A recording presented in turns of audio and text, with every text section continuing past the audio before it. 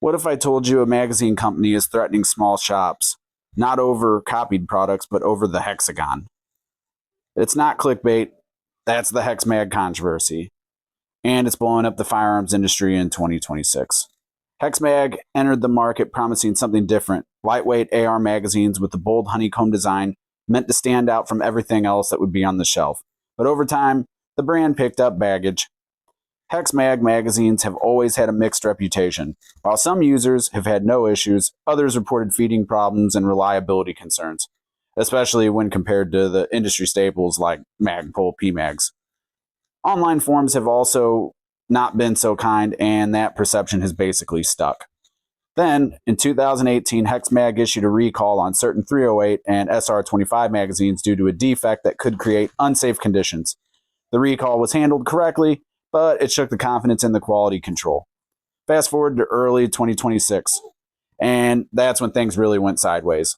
Multiple small firearms accessories companies say they received cease and desist letters from Hexmag accusing them of infringing intellectual property for using hexagon-style textures on firearms parts, not copying Hexmag products, not using their logos, just using hexagons. And that sparked immediate backlash. So here's the key question. Does Hexmag actually have legal ground here? The short answer, probably not much.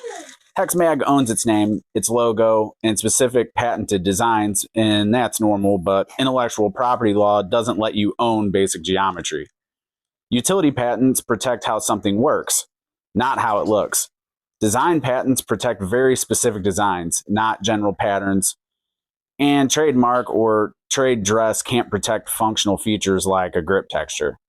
Courts are extremely clear on this. If a feature provides or improves function, competitors are allowed to use it. And hexagons, they're everywhere. Tools, tires, industrial grips, architecture. They're considered generic design elements. So while Hexmag can send cease and desist letters, anyone can. Actually, winning a lawsuit would require proving that another company copied a protected design and caused real consumer confusion. And that is a high bar. And here's the risk that Hexmag is actually taking. If one company fights back hard, they can ask the court to invalidate Hexmag's IP entirely. If that's ruled too broad or functional, Hexmag doesn't just lose the case, they lose the protection. That's why this feels less like enforcement and more like intimidation. Right now, Hexmag's brand isn't being discussed for innovation, it's being discussed for overreach.